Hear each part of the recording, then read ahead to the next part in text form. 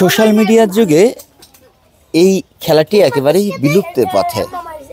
তবে শৈশবে অনেকেই হয়তো এই খেলাটি খেলেছেন। একসময় খেলাটি বেশ জনপ্রিয় ছিল।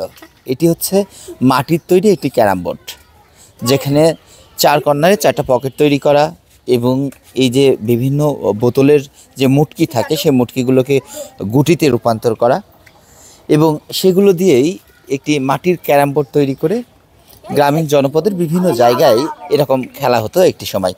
আমি নিজেও এক সময় খেলেছি এবং আমরা দেখেছি যে বেশিরভাগ সময়ে গ্রামের যারা শিশুরা সমবয়সী থাকে তারা এক জায়গায় হয়ে এই খেলাটি করতো। তবে এই খেলাটি কিন্তু এই আধুনিকতার ছোঁয়ায় এখন কিন্তু অনেকটাই বিলুপ্তের পথে এবং এই খেলাটি কিন্তু একেবারেই দেখা যায় না।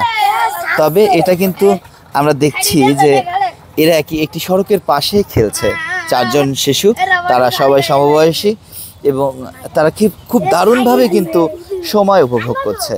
এই যে মোবাইল ফোন, টেলিভিশন অর্থাৎ আধুনিকতার যত কিছু রয়েছে সকল ছোঁয়া থেকে কিন্তু তারা দূরে রয়েছে এবং এই শৈশবটি তারা বেশ নান্দনিকভাবে উপভোগ করছে।